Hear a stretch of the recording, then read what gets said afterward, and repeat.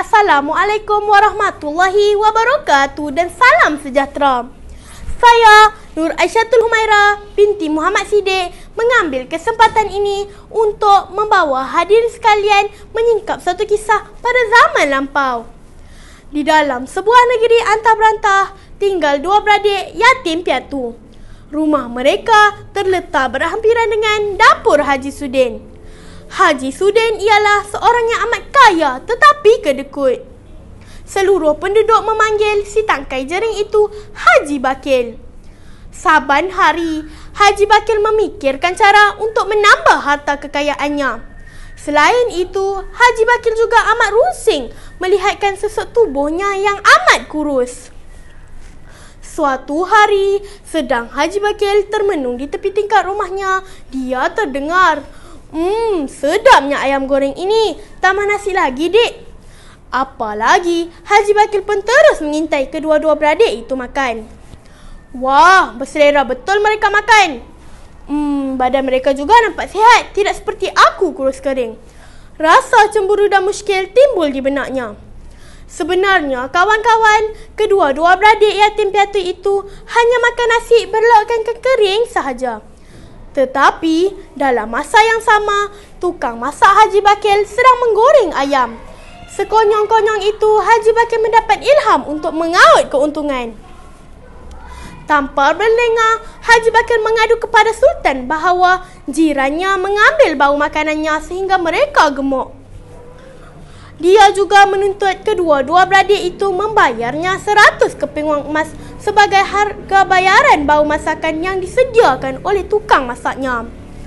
Mendengar tuntutan Haji Bakil, Sultan tunduk berfikir.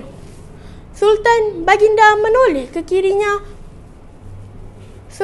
Baginda menoleh ke kanannya melihat menteri-menterinya, maka kesemua mereka menundukkan kepala masing-masing. Lantaran tidak dapat menyelesaikan masalah tersebut.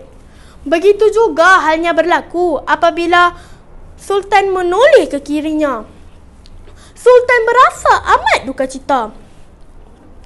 Tiba-tiba, seorang menteri yang paling muda, Wan Embong, menghadap Sultan. Ampun tuanku, izinkan Patih menyelesaikan masalah ini. Kedua-dua beradik itu dipanggil ke muka pengadilan. Sekali lagi Haji Bakil mengemukakan tuntutannya. Hahaha. Wan Embong ketawa terbahak-bahak. Memang patut mereka membayar bau masakan kamu itu, Haji Bakil. Mendengar kata-kata Wan Embong, Haji Bakil berasa girang lalu menari-nari kegembiraan. Terdiamlah seluruh istana mendengar keputusan Wan Embong. Suasana sedih menyelubungi balairung istana. Ada dalam kalangan pembesar istana menggeleng-gelengkan kepala mengenangkan nasib anak yatim itu.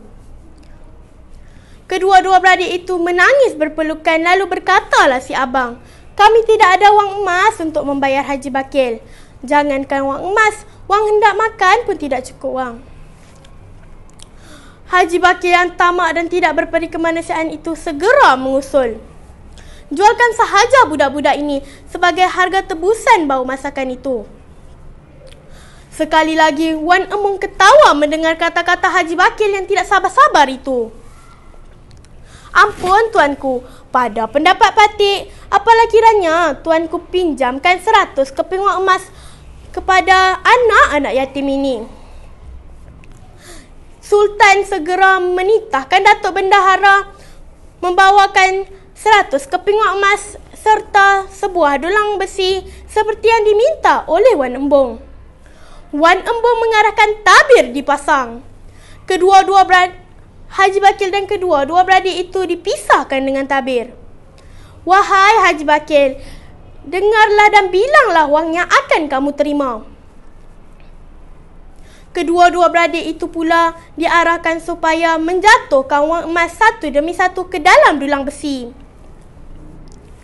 Ting, satu, ting, dua, dan begitulah seterusnya. Apabila wang emas itu jatuh, Haji Bakil akan segera membilang dengan kuat. Ting, 99, ting, 100. Setelah habis membilang, kedua-dua beradik itu meletakkan kembali shilling emas ke dalam uncang lalu hendak diserahkan kepada Haji Bakil. Tetapi segera dihalang oleh Wan Embong. Sebaliknya, Wan Embong mengarahkan wang emas itu dikembalikan kepada Baginda Sultan. Sekalian yang hadir keheranan termasuk Haji Bakil yang merayu-rayu agar wang emas itu diserahkan kepadanya. Ya kawan-kawan, kedua-dua beradik itu hanya mengambil bau masakan. Maka Haji Bakil telah menerima bayaran dengan mendengar dan membilang wang emas itu. Mereka tidak langsung menyentuh makanan Haji Bakil itu. Sultan berasa amat berpuas hati dengan keputusan Wan Embong. Sultan menghadiahkan 100 keping wang emas itu kepada anak-anak yatim itu. Pulanglah Haji Bakil dengan rasa hampa dan malu. Wan Embong pula dilantik sebagai penasihat Sultan. Beliau telah membantu Sultan mentadbir negeri dengan adil dan saksama. Itulah secebis kisah untuk renungan kita bersama. Janganlah kita bersifat tamak sehingga sanggup menganiaya orang yang lemah dan miskin seperti Haji Sudin alias Haji Bakil di dalam cerita tadi. Sebaliknya, kita seharusnya bersifat adil dan berperi kemanusiaan. Selain itu, kita juga perlu menggunakan akal yang dianugerahkan oleh Tuhan untuk menyelesaikan sesuatu masalah. Jika tidak dapat menyelesaikan sesuatu perkara, rujuklah kepada yang pakar. Bukankah begitu? Dengan persoalan ini, saya tinggalkan kalian dengan pepatah hanya jauh hari mengenal manikam.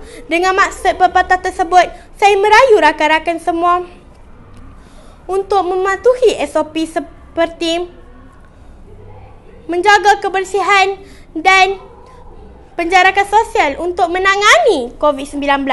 Semoga kita tergolong dalam kalangan orang yang berjaya. Sekian, terima kasih.